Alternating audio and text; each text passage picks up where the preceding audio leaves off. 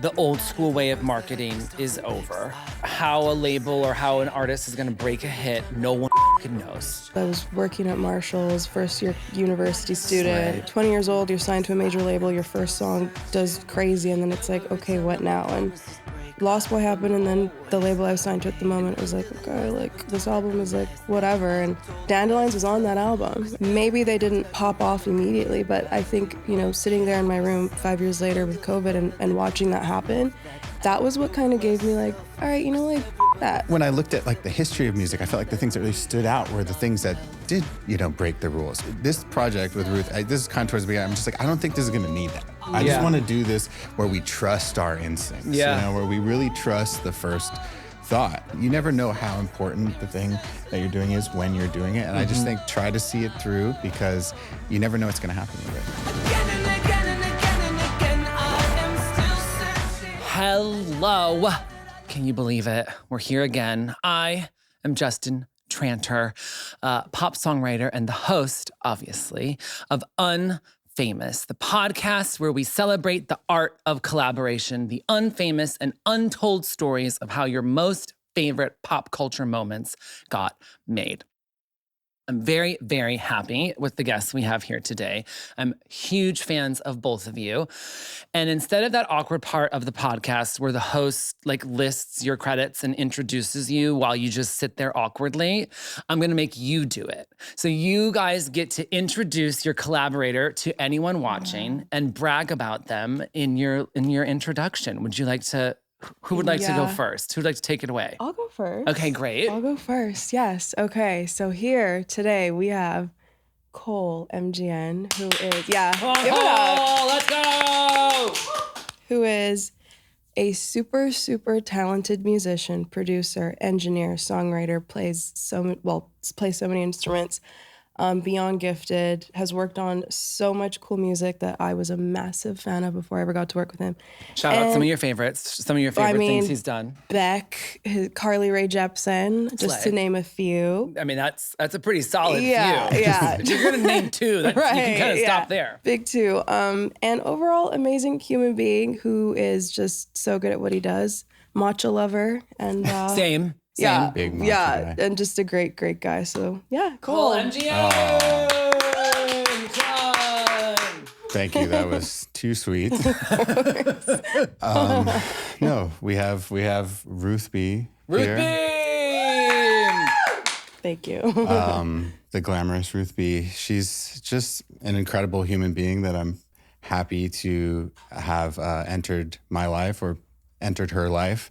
In the last few years, she's just a totally unique and original voice as a creative and as a songwriter and as an artist, and just a brilliant, brilliant singer, brilliant songwriter, and has a really special, unique voice that I just think has really connected with and appealed to the masses.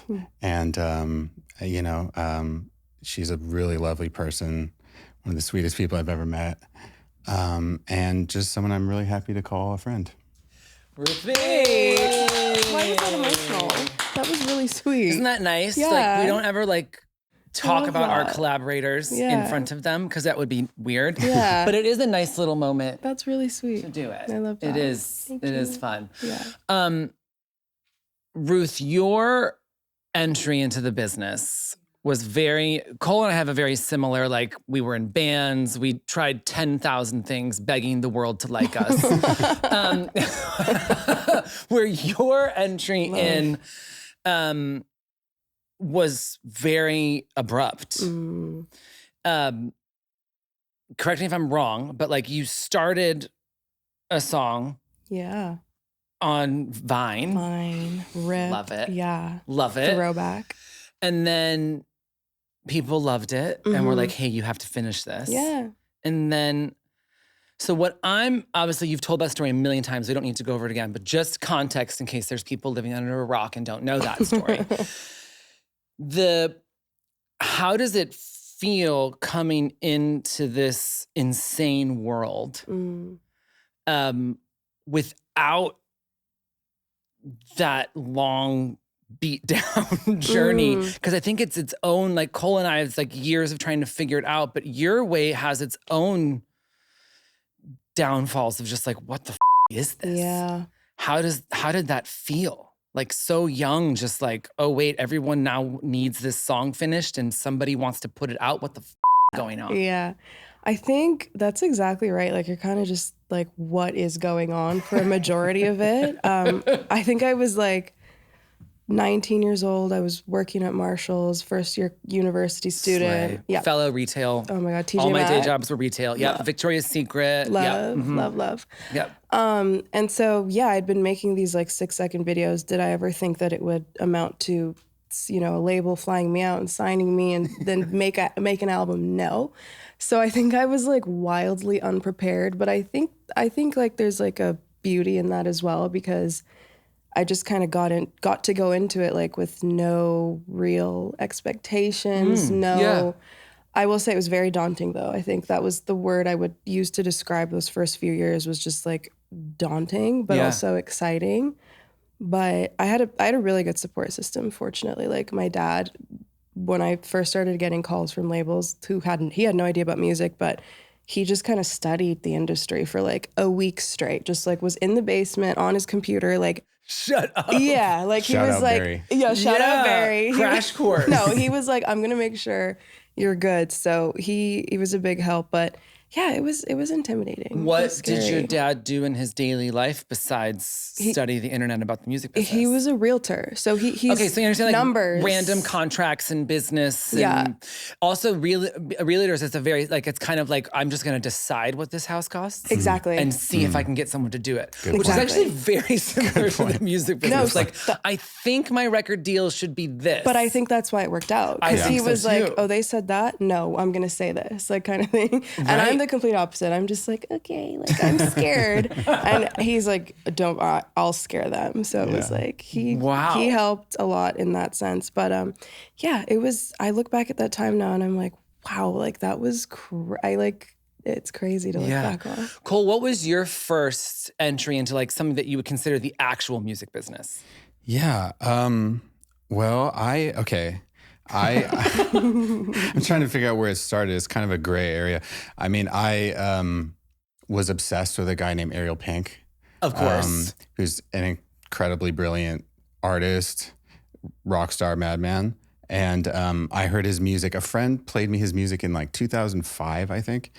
And at the time, I just feel like it just sounded so different than everything. And he was just kind of like creating these worlds in his bedroom and I just felt like, okay, wow, this guy is incredible. This music is the truth. I'm going to find that guy and I'm going to go play music with him. And no way. So yeah. And so I moved to LA. I literally met him within 3 or 4 months of being here. I feel like back then it was really uncool to move to LA, like 2006. Oh, no, you could not. Did you live in New York? Where'd you live? I lived in New York before Same. that. Yeah. Yeah, no, exactly. And I'm from the Bay Area. Those two places just hate LA, you know? So it's a one-way rivalry, like, because LA loves everywhere else. But no, but so I It is funny. LA's never like picking a fight with some random city, but everyone is not as much now, but back then it was like, you're going to move to LA, you're trash. No, exactly. And and that made it even more appealing to me. But You're like, you know what? I am trash. Yeah, exactly. No, but and so I, literally walking down the street in Echo Park on Sunset, ran into people who, people would be like, oh, those are new people. Who are they? Because there wasn't that many people moving here, I think. And it was just, so someone spotted us. We just, met somebody at a coffee shop. They were friends with Ariel, whatever. Pretty quickly I met Ariel, and not long after that was up all night at his house playing music and jamming. And then like a few months after that, he's like, yeah, my guitar player quit. Like, do you want to play guitar with me? Dream fulfilled already. So then I was just joined his band and basically spent the next 2 years touring the world with him in a van, driving ourselves, really just like dirty touring, sleeping on people's couches and stuff. And, but it was incredible because I was playing music that was actually some of my favorite music in the entire world of all time. That's not normal that like your first sort of proper gig is something you deeply love. No, it was amazing. I feel so lucky to have been a part of that. That kind of culminated with us getting signed to 4AD and making like a proper record which was kind of the best of everything to me because I had, grown up making music in my bedroom and recording, kind of home recording, and loved, even more than live music, I loved records. And so I think my dream was always to make records and be a record producer. And so then we got to make the record together. I kind of realized that being in a live band was not exactly for me. Like I was not one of those people that came alive on stage. Like I felt like I was just so nervous before every show. And at a certain point I was like, why am I putting myself through this? How do these very bright lights feel on you today? Are you okay? This is a lot. No, this is great. This is more like a studio, Yeah, that's true. That's true. No, but but it was great. So I quit playing with him live, but I got to make a lot of his subsequent albums with him. So that was kind of the first thing. What do you guys, this question's for both of you guys. What do you think, like what was your possible biggest misunderstanding about what the actual music business was, or even what the actual record making process was? It can be a creative question too, not just a business question. I think for me, it was definitely like the music making part is so big and it's my favorite part, but it's like, there's so much more other stuff. I think when you're growing up, you're like, I just want to be on stage and I want to be in studios writing music. And like, that's what you think it is. And then you get in it and it's like there's like so much more to it. That's like not as, there's a lot of work actually. And like the creative part doesn't feel like work to me because I love it so much. So I'm like, I'm so happy to be in the studio. Even when I can't write, even when I'm like, feel like I'm sucking, like I still love it. Yeah. But I think it was just all the other moving parts, like all the other people that are involved. And like, there's like so much at stake. And I think that was definitely when I got into it, I was like, whoa, this isn't just about being in the studio and singing. Like there's a lot of moving parts here. Yeah. Yeah. Yeah.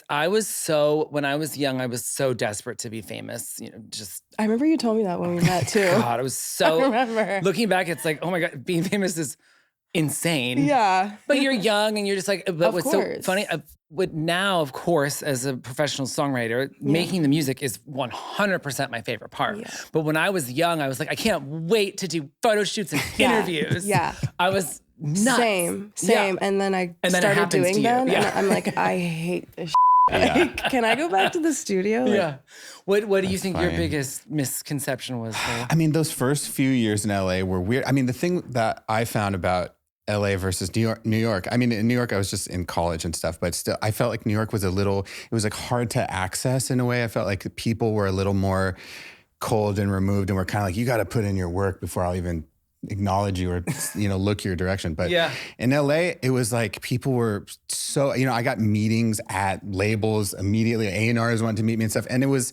it's because they want to be maybe the first one to kind of say they met you, or it's not without its own sort of like cynical side to it or something, but it was much more accessible, I felt. Yeah. People just wanted to meet me. And not that led to much really, but like a few things did.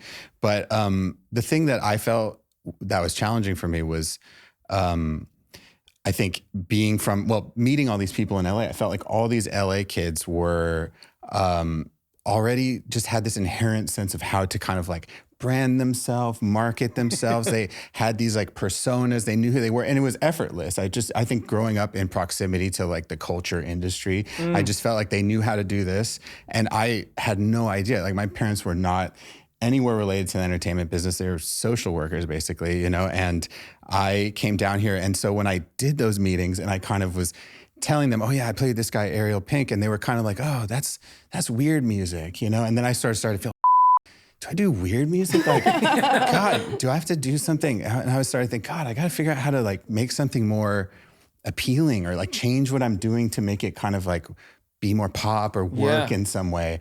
And I think that was it took me a really long time to shake off that energy because I think that was a wrong lesson to take from it. I think really the lesson was more that, you need to learn the business and the ins and outs of it and how to navigate that, but don't change what you're doing. You know what I mean? I when I started writing for other people, I assumed I have to like chase the trend. Mm-hmm. And I would which at the time was like Flow Rida, which no shade, Slay Queen. You know what I mean? But I realized quickly that like I'm not gonna write a good Flow Rida chorus. And then was like, well, what am I supposed to do? Right. And the first day I ever wrote a song to just pitch to someone, there was no artist in the room, that like was a song I actually would listen to on purpose, was my first cut.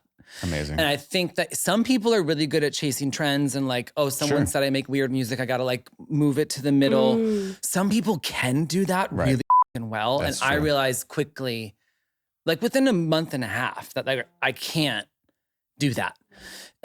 And I think that is because I am a big fan of LA, and I am a big fan of like the songwriting scene, even though it can be daunting and you meet 75 people in a month, which I'm sure you've been through. We'll talk about it. Yeah.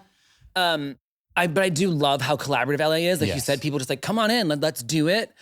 But I think that you have to still figure out what you're actually good at. Yeah. And if you are someone who can jump on a trend and kill it and get rich as doing it, slay. Go off. But I just realized quickly I couldn't do it. Yeah. And like me coming from a glam punk band is why artists wanted to work with me. And me being a little bit weirder, to use your word, is why they were like, no, but that's cool. Yeah. That's cool. Ruth, with your first song you ever put out, Going Insane. Yeah. And then Dandelions, Yeah.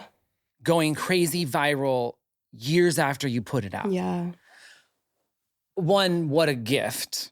Just like you're sitting at home. It was in COVID, right? Yeah. Sitting at home in COVID. Just And watching this it older happen. song is going bonkers. Mhm.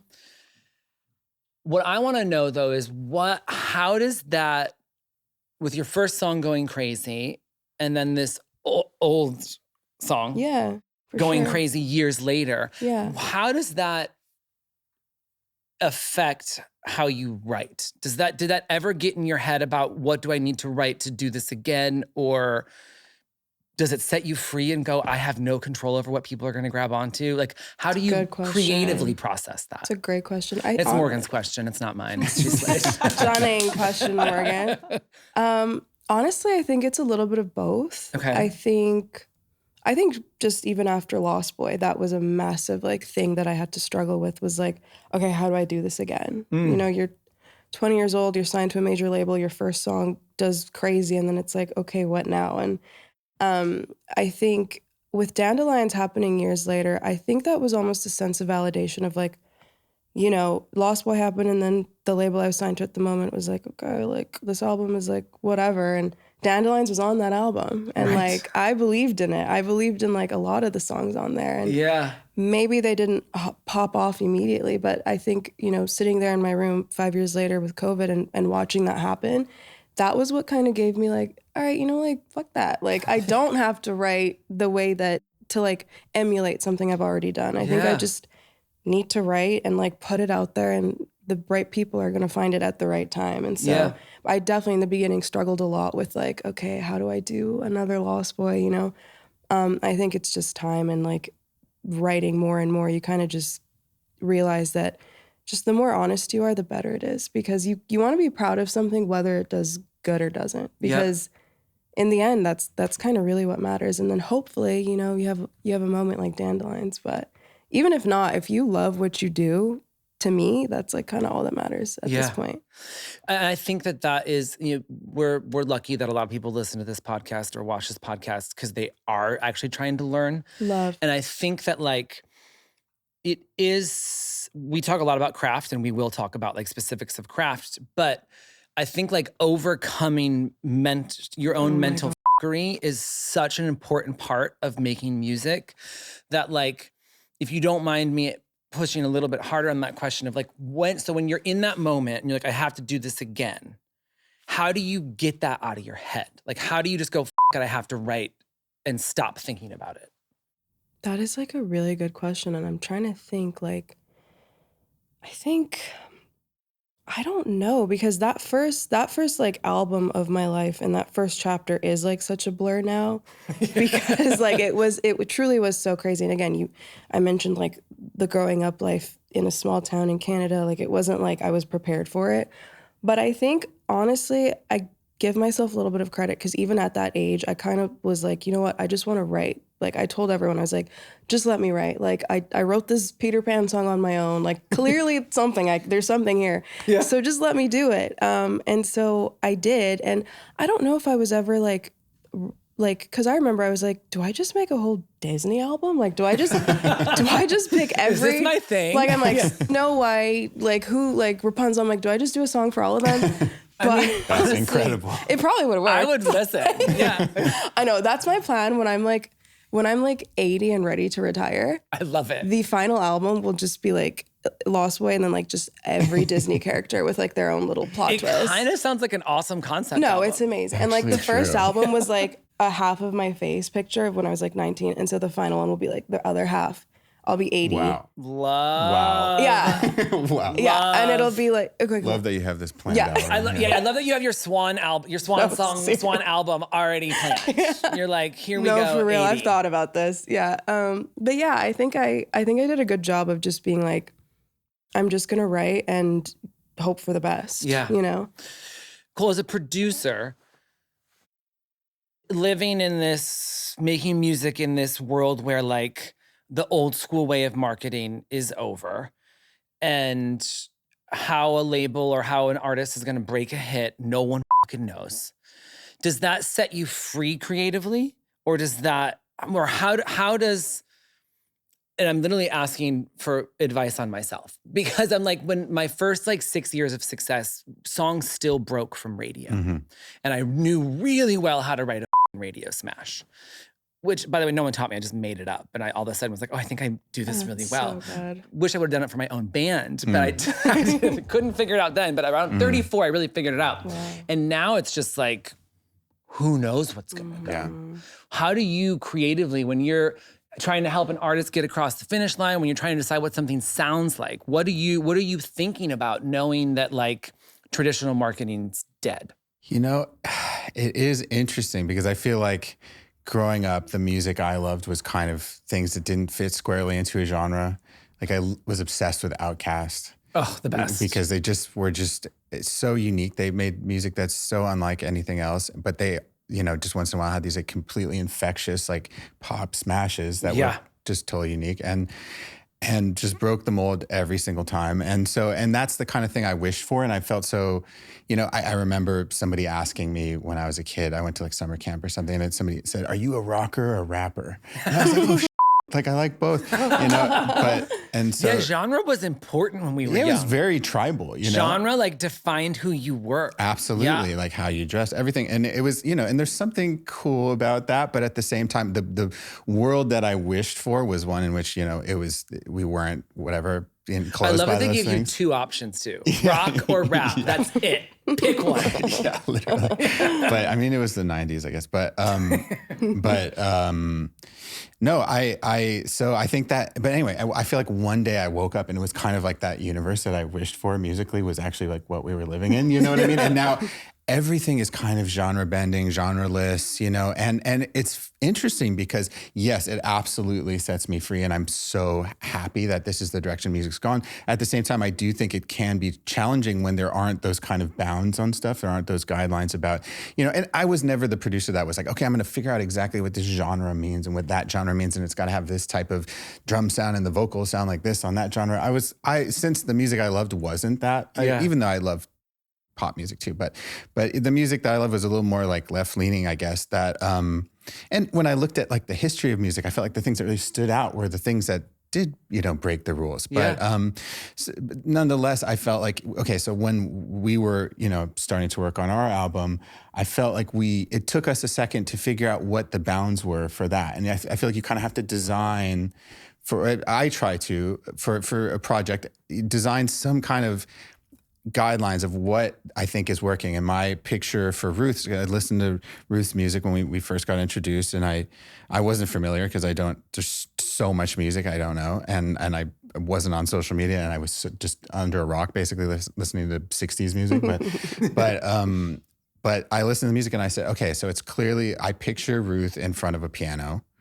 This is the image I see when I listen to her music, you know? And so I thought, okay, for this album, I think it needs to be Ruth in front of a piano that you see, but how can we then elevate that? And she's lived a lot of life since, you know, her last music, and how can we have that reflect in how that we just add into that image and bring things, you know, bring a little bit more of her story in, and bring even in a sonic way, like it doesn't have to be the piano sounds. There's a kind of a wide range of piano sounds that we can do, and how can we explore it within those bounds of the piano and stuff, but how to just elevate and try things that she hadn't tried before that give it a little more texture. I think you did an amazing job when I was listening to it this morning, because I don't know when this episode drops, but the album is not out yet, but it's out very soon. Very soon, yeah. So I got a little preview, and I am familiar with Ruth's work because we worked together 10 years ago. We did. We did. And I loved how sonically it still feels like a piano singer-songwriter, but it's really a elevation for you. It's a growth for you of there's so many more alternative and indie textures that I was not expecting, and it was a pleasant surprise. But it's still, because I'm a big singer-songwriter geek, so it still feels like a singer-songwriter album. It just takes you to a new place, and I think you guys did an amazing job with that. When you say you had to figure out what the boundaries were, I'm very curious about that. How did you figure out what it was? Is it just trial and error of like, okay, this is what this album sounds like, or what was the process of getting there? I mean, I think that Ruth had done quite a bit of co-writing in the past, but I think that every co-write is different, right? And every collaboration is unique. And so we had to find how we were going to collaborate with the skills that we're bringing to the table, And I think that, it does take trial and error. And I think at first, actually the first few songs we started, you had brought in most of the song already written. And so that was a cool way to actually start, because we could kind of start to experiment with something that was already strong, and those songs made the album too. And are some of my favorites. But then we were like, okay, how can now we like set forth on the next leg of this journey, and try something different and write together, And that took a second, because I think one of the first days I remember me starting to play some chords or try to make some music for us to write to. And then you were kind of sitting there and I remember you just being like a little frozen of like, how do I now just on the spot write a song? Yeah. You know what I mean? And I just remember being like, hey, it doesn't have to be, we don't need to feel this pressure. We don't need to have this idea that you're just going to pull out of your just like an incredible top line and lyric right now with nothing, you know what I mean? And so instead, I think after a few days of working together, I remember you getting on the mic at some point and just sort of trying singing melodies. And that was something you hadn't done before, where you sang lyricless. Yeah, I remember melodies, Cole was like, why don't we just set up the mic right now and just sing? And I was mortified. Oh, I still to this day hate it. I was horrified because I'm like, I have such a routine way of writing. Yeah. And he was like, just see, like, what's the worst that can happen? Like, you can stay seated and comfortable. It's not like you have to stand and feel the pressure. He's like, the mic, just like do it. And like, after a few times, I was like, wait, I kind of love this. And we would pull out lyrics from those little mumbly things, and that would be the genesis of like a new song. You were freestyling the song right then. And it was actually incredible really to see and to know that was the first time. I mean, it's funny you say you were scared, because maybe I sensed a little fear at first, but actually by the second or third time, you were in your bag. No, I loved it. I was like, I want to do this every day. Wow. Yeah. Because you actually... I still hate it. I don't know. But I'm much more like, we all do lots of things when we co-write, but like... lyrics are my favorite part. Yeah. And so for me, like the freestyling the melodies, I'm just like 9 out of 10 of these are going to be so bad. Yeah. But I think there were some bad ones for sure. Well, I think even the best melody writers of all time are going to have some bad ones. Right. But because it's not my strength, they're mostly bad. And I'm just like, okay. Like, never mind. Here, have either of you worked with Nisha? Amazing songwriter. I love her though. Beast. And that's how she writes every song. Wow. And we were writing together a couple weeks ago. She's like, why don't you try it? I was like, after you just killed it for 20 minutes, you want me to go? But I'm such a fan of hers. I was like, if Nisha's asking me to freestyle, I'm gonna do this. And it was kind of nice to be like, 96 years old and still be afraid of something. Hello, my little unfamous friends. So, the thing about the algorithm, Lil Miss algorithm, is that she doesn't want to let people know about our podcast unless she thinks that people love it. So if you follow this podcast, what do the old school YouTubers say? Like, subscribe, and follow. If you do that for me, then you will help the unfamous message of the beauty of the art of collaboration reach more people. So please do me just a cute little favor and follow this podcast and share it and do all those fun things. Bye. You're hilarious. True. It's kind of awesome. No, I think you got to that. step outside your comfort zone sometimes, you know? And I mean, and collaboration, hopefully the collaboration allows you to do that. Yeah. You know what I mean? But I think that, yeah, I mean, so getting to the lyrics though, you're right. That then became the, next step. We had all these songs that had beautiful melodies with a few lyrics. Yeah. The thing, I think we knew that it was great already though, because we were listening to it without lyrics and we were like crying. Yeah. We were listening. Wait, which song are we talking about? If you can remember. There's a few. I definitely remember like Who's Gonna Love You? Yes. Was one of those. Yes. Breathe. Breathe. For sure. Oh That my was the God. Breathe main was one, like the I OG. thought. There's a song on there called Breathe where it was just like straight melody and we're like, That is amazing. Because So her beautiful. voice, and I mean, it was already so much of it was there, even without the lyrics. You could picture what the song was about. I mean, Yeah. because there was a few words, and that's the beautiful, magical thing about Yeah. that. Sometimes you could hear a few things, and maybe what I heard was different from what Ruth heard, Yeah. but we kind of listened back to it and tried to let that then guide us, right? Yeah. Of kind of like, okay, I think it's about this. And actually, interesting thing with that song in particular, right, was when we were trying to figure out, we were like, doing the archaeology of what this actually is and kind of dusting off and trying to figure out, I think it's this, I think it's that. I kind of had an idea. I was like, I think it's this kind of thing. We basically wrote the whole lyric together of kind of what I heard. Yeah. And then I think actually, to Ruth's credit, an amazing moment in the process was you being like, you know what, I like this, but I actually think this isn't the song. I actually think the song is something else. And I just need to take my time with it and figure out what those lyrics are. And we did. That's the other thing I think is just giving it the proper time. Yeah. How do you how do you find like the confidence to go, no, I just need time? Or is that something that's just in you? no, absolutely not. That's not in me at all. I think this album with Cole, I think I really challenged myself. And before we started it, I remember I was like, okay, this album is going to be like my most personal one. I've been through a lot and like, I know I have stuff to say and I want to feel as comfortable as possible to kind of in a way like guide that a little bit. I think in the past, like it's intimidating. You get in, the room with like these people who've been doing music forever and you love their music and you're a fan and you're kind of like, okay, like you tell me what to do kind of thing. But I think with Cole, part of how we met too, like we didn't meet in the studio. We met like at a coffee shop and I wanted to kind of know the person I was going to work with before so I could have that confidence because I don't think that's something that comes to me naturally. But I feel like once you become familiar and comfortable with someone, it's so much easier to just be like, this, I feel like this and that. I need this, I need that. Yeah. How did you decide, as someone who did get put through the crazy, like do a million sessions with a million different people and just see what happens? How did you decide Cole was the main collaborator for the album? Yeah, I think, so I remember my manager and I, like once, this was about 3 years ago, I had been through a lot of stuff. I hadn't put out an album in like 4 or 5 years. And I was like, I think I want to make something now. And the one thing I said was like, I don't want to do the sessions thing. I want to just find my person and work with them and like get in. And so once I said that, Mark, I think it was Cole had recently signed to my management company. And oh, cool. Mark was like looking at his resume. He's like, Beck.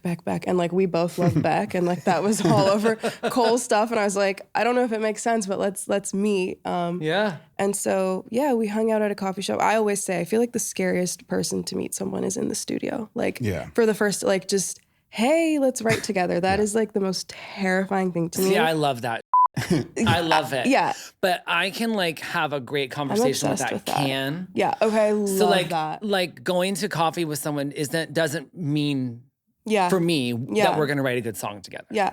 And it didn't to me either, I think. It was just more about making Take the fear away. Yeah, that's exactly what it is. Because I just feel there's so much pressure, I feel like, meeting in that place. So anyways, we hung out and like we had a really great chat. We bonded a lot over some of our favorite music. I was very surprised to find out that he's like a super fan of like Ethiopian music. Oh, wow. Which was so like crazy and random and shocking, but I was like, okay, my parents are gonna love him too. Like, so I'm like, it was like an instant kind of thing, and I was like, let's just try it out. And like, you know, at that point felt like this isn't just a stranger that I'm walking into the studio with now. There's something here. Yep. And we did a couple sessions, and I was like, "Yep, Let's go. Let's do it. Let's do the whole thing." What do you just because people are coming to watching this to try to learn, how do you then, because that's a big undertaking. Like, okay, we're going to make this whole album together. Yeah. What Absolutely. was it? That is crazy. What, for both of you, what was it that gave you what was the signal of like, yep, we should, I want to go on this crazy journey with this person? You want to go first? You're so polite. What artist let somebody else go first? What a sweetheart. Canada. Yep. I think that it was like my personal journey of where I was at the time too. Right. I had just done a lot of kind of random sessions as well, with just one day, like I call it nice to meet you session, where you're just trying to, okay, let's write a song. That's also something that I don't excel at, I don't think. I think for me, it's more like I really want to dig in and take time and sort of build something, you know? And sometimes it's like the third, fourth, fifth song that's like actually the best one, or 10th song. But I think that, so I had just made this playlist, like somebody had recommended somewhere that make a playlist of everything you loved as a teenager. And this kind of actually loops back to what I was saying about those initial meetings in LA and kind of like I was like reconnecting. I think there's a continual process of reconnecting with, the reasons that you got into music in the first place and why you love this. And, so, I'm such an avid fan of music, listening to stuff and discovering new things all the time, that I hadn't really taken the time to go back and really spend time with what I listened to in those formative years, of like 15 through 20, which is just like that. To me, that is like your music taste is completely, you know what I mean? Completely. And so then I made the playlist of just everything I loved. And it was just like 60 hours of music. And I would listen to that on shuffle. And it was incredible because it'd be like the song 13 on a Most Def album or something. And I was just like, I remember this so well. I know every word. I know every moment of the song, even though it's just so, and then hearing it through like producer ears, whatever, 20 years later. And I was just like, this is so weird. Like this beat is so bad in a way, but I love it so much. You know what I mean? And hearing all that stuff. But there was just certain things on there. And I remember when we met at the coffee shop, you were kind of like, oh, some of my favorite artists are Stevie Wonder, Lauryn Hill, and the Beatles or whatever. And like, those were just like at the top of my list of my teenage playlist or whatever. And I was just like, okay, we already connect them. It's not like you're like, I mean, no shade again, but it's not like you're like, oh, whatever new thing, I'm trying to make whatever new, current music. You're kind of like drawing from a deeper well, I feel like, in a way, and that, at least I connected with that, you know? And then the Ethiopian music thing was just random and weird. And I was kind of like, oh, my favorite artist, my favorite Ethiopian music is Mahmoud Ahmed. And you're like, oh, it's my dad's favorite or whatever, But, and so that there was just weird things like that. Just felt like kismet and felt like there was some synergy already happening. And I mean, for me, I think with the type of producer I am, like I love to co-write with artists who are already amazing writers. Makes my job a little easier. No, but it's also just that I love an artist who has a unique voice that comes through in their writing, and that they are doing something that would just nobody else would write, And so I knew obviously that Ruth was that, and you could do it already all on your own, you know what I mean? And so I just felt, okay, let me come in here and just like help you, help like bring out some of that growth that you'd been going through in your personal life. And then just put that into the music in a way that you hadn't yet. What was it? Because it, like you've mentioned a couple of times, it was like a long time between albums. What, if you don't mind, and you can tell me to off, you don't have to answer this question, but like, what was it in your personal life? Because you've mentioned a few times now what you've gone through. What was it that you were like, I'm ready to write about this? Well, I think at the top, I went through like the biggest breakup of my life. Good for you. I know. Thank God. I think breakups are amazing. They're actually so great in All the my long friends run. like, don't come to me with looking for like to vent Yeah. about your partner because I'm just going to tell you to break up. Yeah. That's going to be my advice. Yeah. So I'm proud of you. Good for you. Yeah, I think in the moment it was like the worst thing ever, but hindsight's 2020, and now I'm like, oh, thank God for that. But I think, yeah, break up and then just like growing up, like going from, your early 20s into your late 20s, there's like so much stuff that happens, and you find yourself out of a relationship that you've been in for like 5 years that kind of defined When you're in who- your 20s, 5 years is a long time. It's a lot, and it kind of defines who you are, and you are that person, and that person is you. So the separation of that, it's almost like, oh my God, I have to like find myself. Like, Yeah. who am I outside of this? Like, who are my friends? Because I was so secluded in this thing, and there was like a lot of life to write about. And so I think, I told my manager, I'm like, I'm ready to make music. I don't know who to do it with.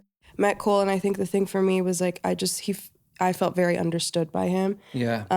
In the sense of like, I felt like he really appreciated what I already had going on. He wasn't coming in there to be like, well, you should do this, we should change this. Like, he was like, you have something really good. Like, I want to help you make that even deeper and better. And like, I loved that. Like, I was like, oh, finally, like, this is someone who like sees what I have going on and is telling me it's a good thing and is like, let's just like elevate it. You know?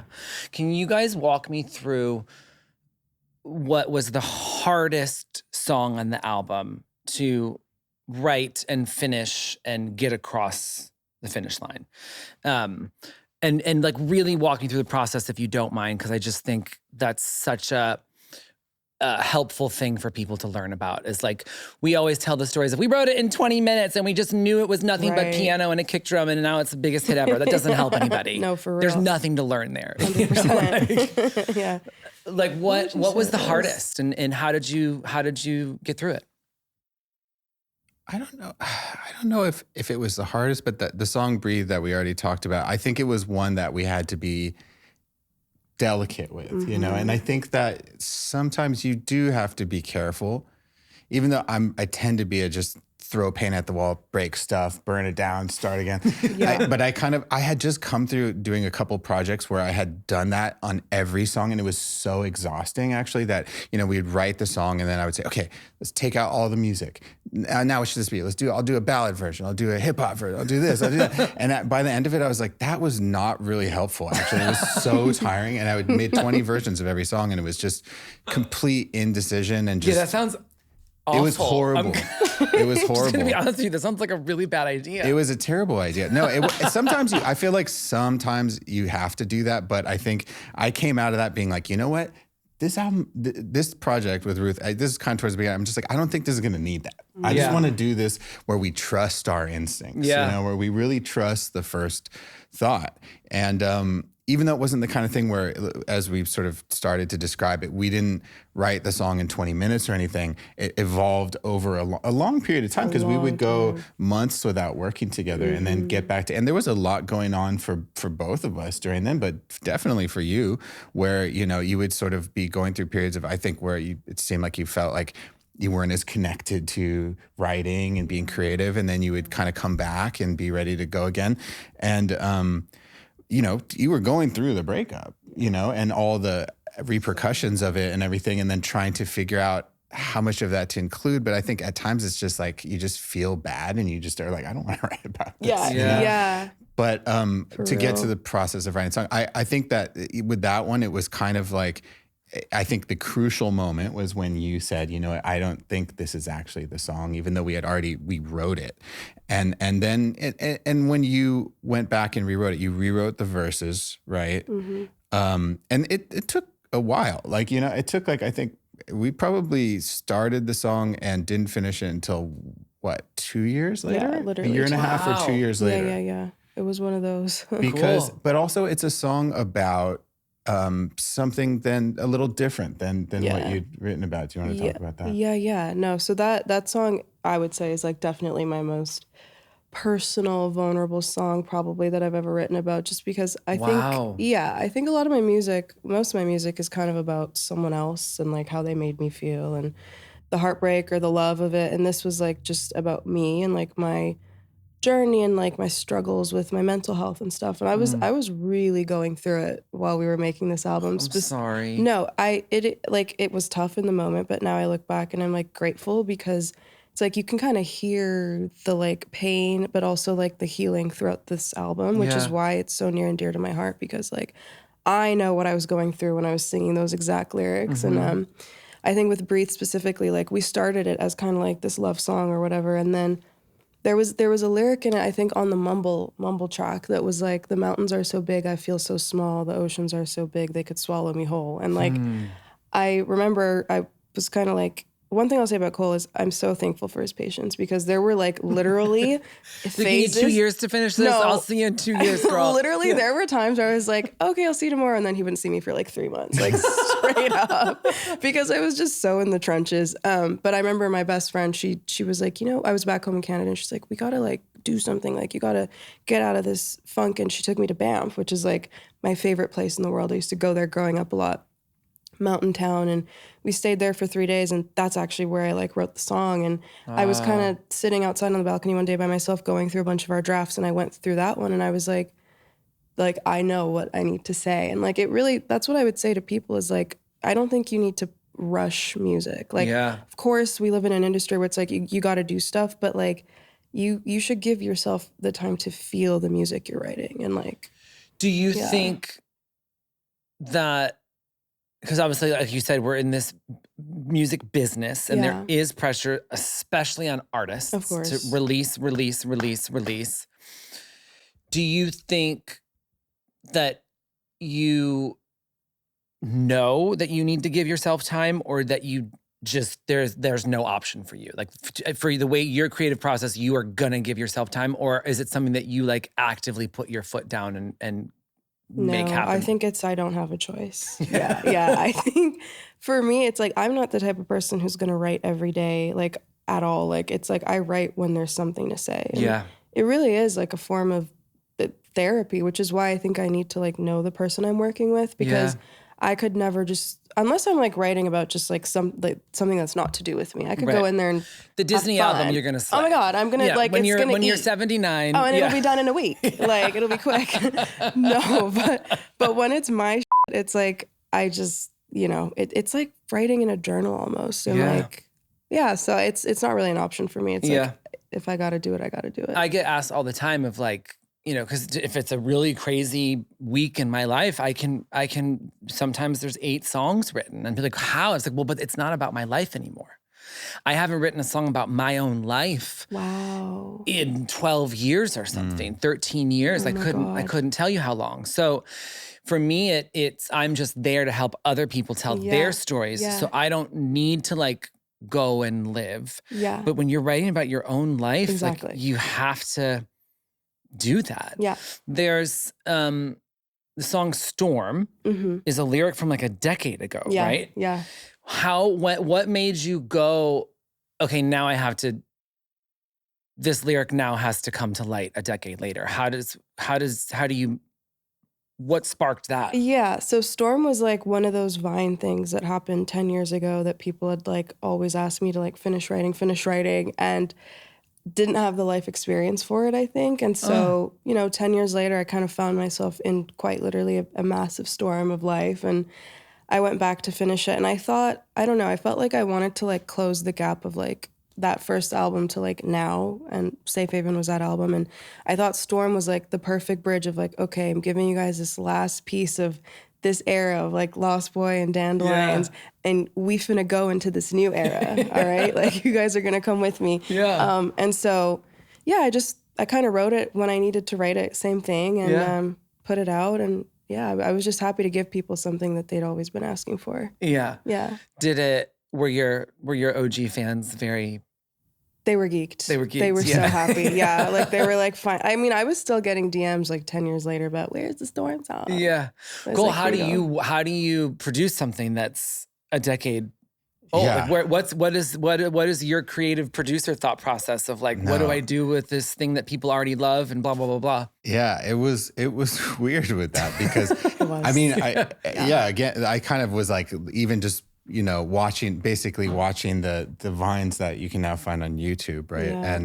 And of just that was the genesis of this whole thing, you know what Yeah. I mean? And kind of like I watched those videos so many times actually because it is amazing. Like and something about the 6 seconds is wild, right? Where it's just you get just enough of a glimpse into something, but you don't see what came before. You don't see you're right in the middle, and it's just really makes you want more, you know? And I think but the thing is I really trusted, because I did actually, that was one of the first ones we worked on, right? Yeah, and so it was, Oh, wow. yeah. And it was kind of almost before we started the album proper, right? Yeah. And it took a little while to finish because I was still coming out of my try 20 versions of every song. But it was hard because it was something that already existed, that people already loved, that was out in the world. And how do you kind of do justice to that? How do you figure out what came before and what came after on that Vine video, right? And so I think kind of in a lot of ways, I was really just inspired by that video and tried to just get this some of the same mood and try to figure out what it was you were doing, because it was just this really spontaneous kind of loose moment. And how do you just use that to make a full song? And so it took a second to figure out, but it also, I think one of the keys was to get you to play the piano. When we got the piano in there, that was another thing that was a crucial moment, I think, in our process. Yes. Because actually a lot of the songs were written on guitar, right? Which is so different from Which was just something that happened in the process that kind of we were inspired by it. But then there was a moment where we both sort of thought, you know what, though? I do think that this album still needs to be a piano album. Yep. So then there was a process of kind of transposing everything to piano. And then once you started playing the songs on piano, it really came into focus. Because I think then it just sounded like Ruth B, completely. You know what I mean? Yeah. And so that was one of the key things with Storm too. Was piano, like, have you been playing your whole life? Is that how you started? Yeah, me too. Yeah, love. Yeah. Yeah. No. Oh, every song I wrote until I was like 33 was always written at piano. Same. Just like me, piano. Yeah, my parents put me in lessons when I was like 8. I absolutely hated it because same. it was so boring, and I would just like want to play my own stuff, and the teacher would be like, "No, like play this." Yeah. But yeah, no, I've always piano. I feel like it's like my perfect dance partner. I always say that, like me and my voice and the piano. It's just home for me. Yeah. Cole, what did you start on, guitar when you were young? I started on piano also, Really? actually. Cool. Yeah, I mean, like as a little kid, and then I was in same piano lessons or whatever, and didn't love it. And then I kind of switched music teachers, and it was actually an amazing thing because somehow I grew up in Berkeley, and there's a lot of weird kind of music scene in Berkeley and a lot of like jazz people and stuff.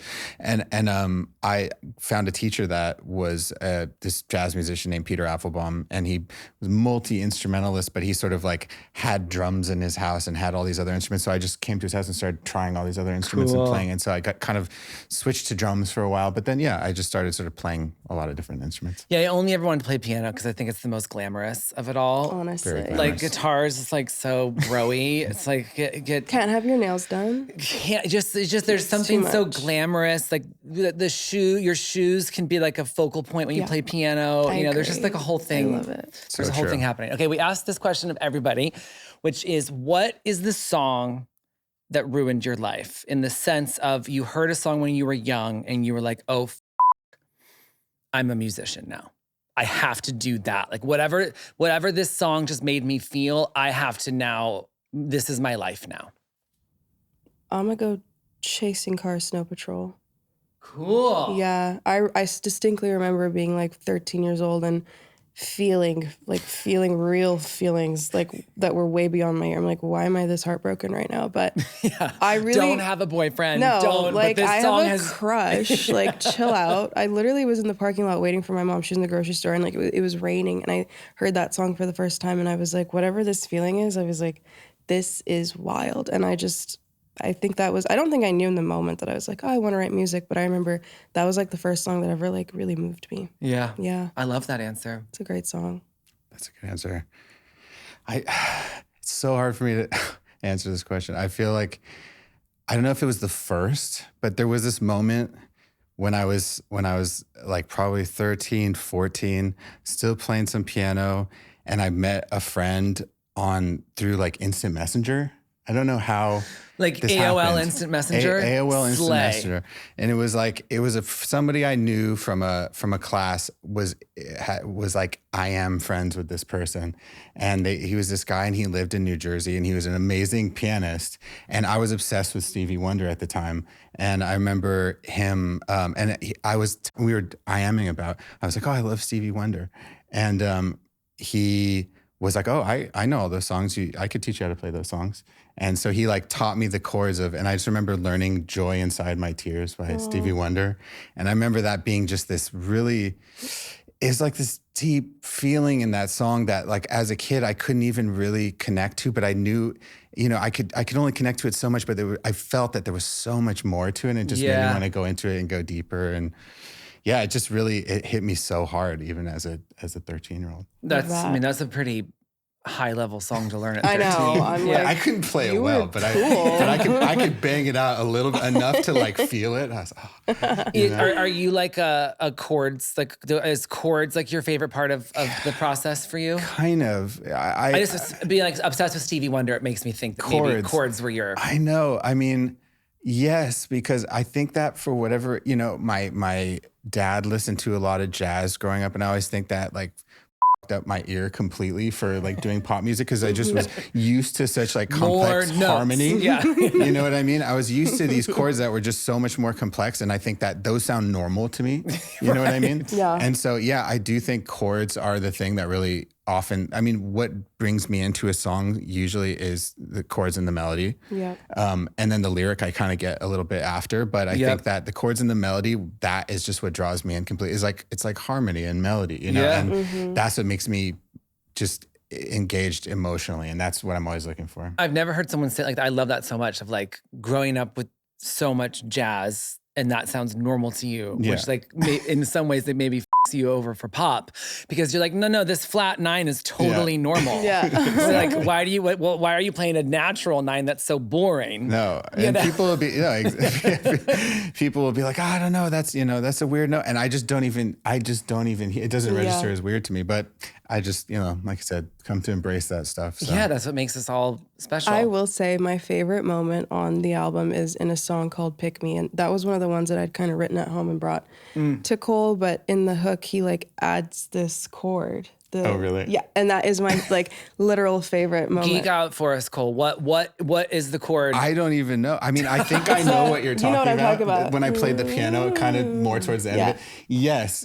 That I don't know I don't know. It gets me. Because I never got far enough in piano where I could tell you what chord that is. It's really only I just play by ear. And so it was, good. I don't know where that came from, but I'm going to re-listen to the song now. Listen to Pick Me and you will hear it. It's a subtle moment. It's so subtle. Okay. It's so subtle, but like it's everything. Okay. Yeah. Perfect. Okay. Before we play a game called Gag or Drag at the end of every episode, but we have to ask you about your song getting sampled or interpolated or sampled, right? Yeah. For Rod Wave. Oh yeah. How does it feel when your song becomes another song? Like what just walk me through.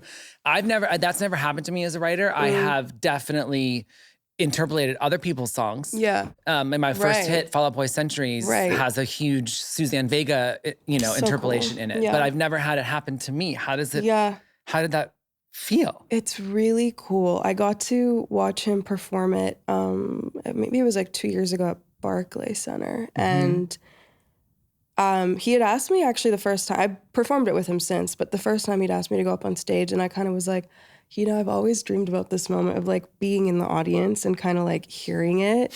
Like, can I please have that? And then we were like, okay, cool. Next time I'll get on stage with you.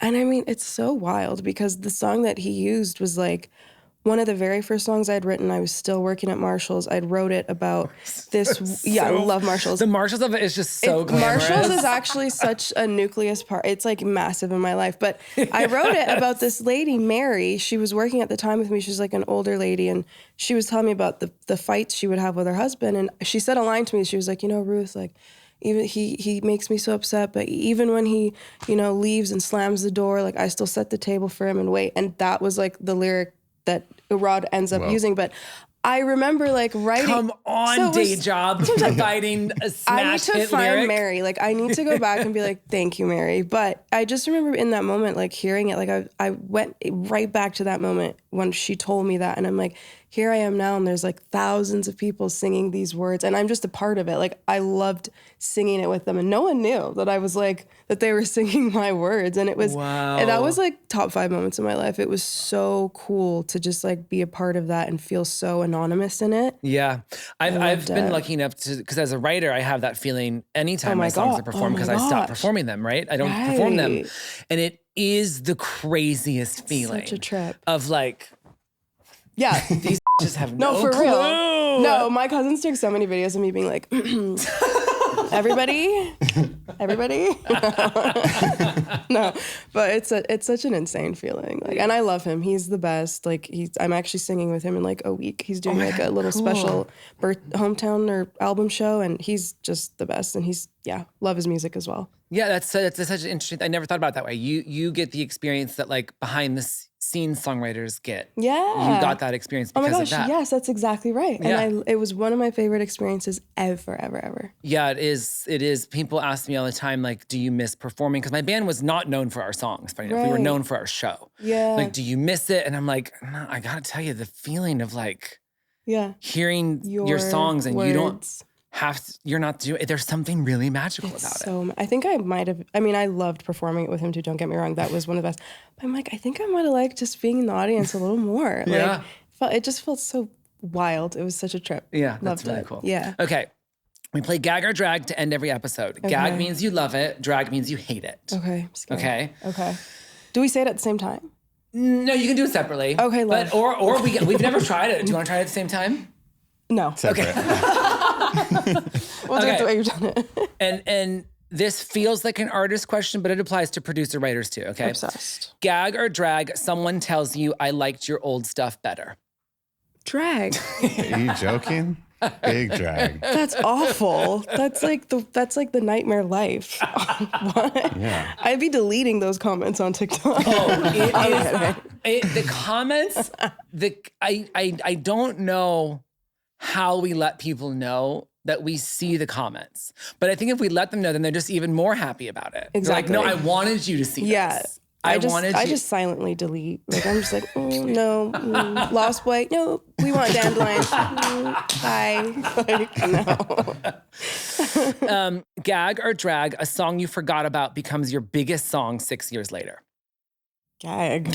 That's my whole life. Gag. Yeah. Major gag. Gag. Have you ever had one of your old songs go viral yet? I haven't had it yet, and I'm really, really hoping. He's like, please. Not in a big way, but definitely because a lot of the music I've done is definitely a little more on the kind of like underground indie side that things sometimes take a while to come around, which I think is like the greatest thing of music in this time or streaming or whatever is that like the discovery process is not 1 week. And if you miss that week, then it's your song's a failure. It could be 10 years later. Yeah. It's amazing. Like, what's a song of yours that you co-wrote and produced, or just produced, either one, that you really think deserves the spotlight of virality? Ooh. That's a good question. The spotlight of virality. I mean, like not virality, but like in a really small way, it kind of like one of Ariel Pink's, one of my favorite songs I did with him is the song Lipstick. That I think is kind of like gone like underground viral in some ways, but I feel like that deserves song, more. I feel like that song could really go far. That's actually one of my favorite songs. That's amazing. Yeah. That's incredible. I didn't even know that. Gag or drag, someone wants to change the lyric that you are the most emotionally attached to. You can say meh. Meh. Yeah. Meh. Because sometimes that'll happen and I'll be like, what? But then then they're right. They're right. Yeah, honestly. So that's a meh. I mean, yeah, for me. if it's better Honestly, gag. yeah. But like most of the time it's not, you know? Yeah. If one of the co-writers if one of us is obsessed with it, there's Literally, a reason. Yeah. Someone hears a piano ballad, gag or drag, someone hears a piano ballad and immediately says, this needs a beat. Ooh, drag. I'm a gag on that one because I'm ready to do the 20 versions. You know what I mean? Here he goes. That's right up his alley. Fair. You already answered this, but let's get the rapid fire. Gag or drag making an entire album with one collaborator instead of doing 30 first date writing sessions? Gag. Gag-a-lag. All day. Yep. Gag-a-lag. We Yeah, haven't gotten I like that one yet. I love Gag-a-lag. it. Gag-a-lag. Gag or drag, a friend asks what's wrong and you say nothing and then get pissed when they believe you. Gag. Gag. Yeah. You're like, Do that all the that's the time. drama. Yeah. Like, pry. I thought you were my friend. Right. Please pry. Care. You know, but I think that a lot of like therapists would probably tell us, if you ask a friend what's wrong and they say nothing, let it happen. Mm-hmm. But it is like, no, come on, we know what we're doing. Yeah. we know this game. Okay, gag or drag canceling plans because being alone suddenly sounds better than seeing anybody you love. Gag. Oh my Drag for me because I do that every day, all the time. God. Yeah. Morgan, I love that you really raised the stakes and said, then seeing somebody you love. I know, and I almost took that part out. So I was like, give it to me. You Guilty. cancel all the time. You're a I big just like, canceler. yeah, I just like, I my social life is very, very, very small, and I'm working on expanding that. I can't. I really have a hard time canceling on people. I'm like I'm a lifelong people pleaser, and like something has to be really. Now I will cancel on people for work in a heartbeat, and my friends know that, and so they don't care. But like if I'm canceling someone because I just don't want to, I wish I was. call I the wish police. I was more like call that. the police because I'm not doing well. Yeah. Okay, gag or drag, someone tells you everything happens for a reason while you're actively going through hell. Drag. Oh my God. That drag. literally just pissed me off. like I'm mad. Drag. Yeah. There's no reason. I say that to people all the time. So That's I've learned something here hilarious. today. I've learned to not. But you know what's funny? When I vent to my best friend Austin and he tries to like solve the problem for me, I'm like, shut. That's the one. That's even worse. Exactly. Oh, that's even worse. And he's a very smart person. Yeah. And like probably is giving me correct Right. advice. And I'm like, no, I'm just. Let me vent. I just want to be upset. Yeah. Yeah. Okay. To finish it up, what is one advice that you have learned about collaboration? Something you've learned about collaboration that you wish you could go back and tell yourself when you started? A cheat code about collaborating that you have learned now that you wish you could tell yourself 10 years ago? I think for me, I would say to just stay and be open. I think for so long, I was like, I'm going to write all my songs by myself and da-da-da. And like, cool, it works. But what I've learned through collaboration is like, there's so much to learn. And like, every time you get in a room with someone, whether you come out with like an amazing song or not, Yep. there's something to learn. And Yeah. I think, with Cole, like, I mean, the whole process to me was just like learning and growing. And I really did feel like so excited and honestly honored to be able to work with him because he is so talented and he's so good at what he does and so smart. And like, even when he was just doing his own thing and writing his own thing, I was just like kind of like a sponge and learning. So I think, as a young kid, sometimes I thought I had it all figured out and like I knew what I was doing. But I think I would just, just be open. You never know what's going to happen and keep yourself open. I love that. That's like really simple advice, but really important. Like I think so. I came into co-writing at 33. Yeah. And I really fucking wish no one suggested it earlier. Right. And I was like, I really think someone should have told you to right. because my whole life changed once I Insane. started collaborating. Yeah. I love that.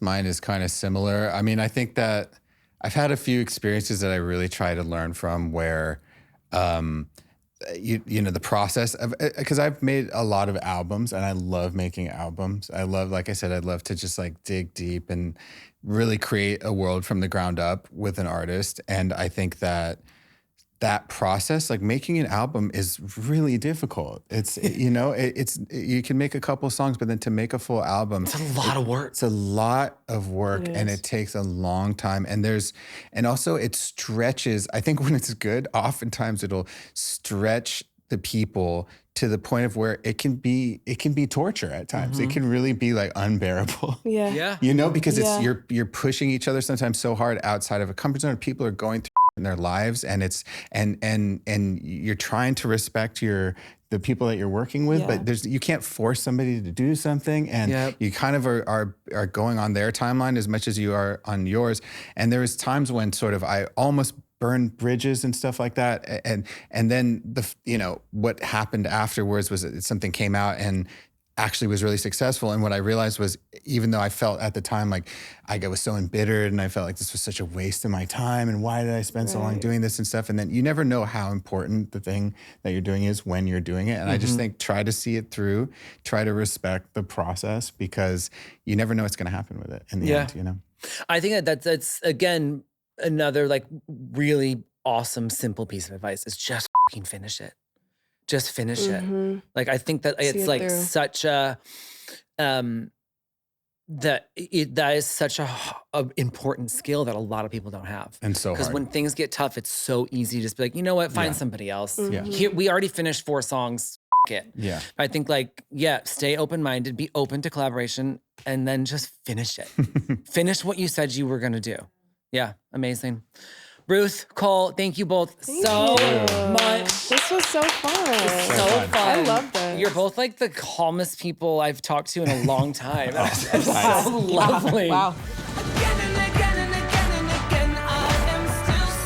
Hello, everyone's favorite part of every podcast where we say, please follow and subscribe to this podcast wherever you listen so you don't miss future conversations. And also, pretty please take a cute little second to rate the show. It's one of the biggest ways you can support us. See you next Wednesday.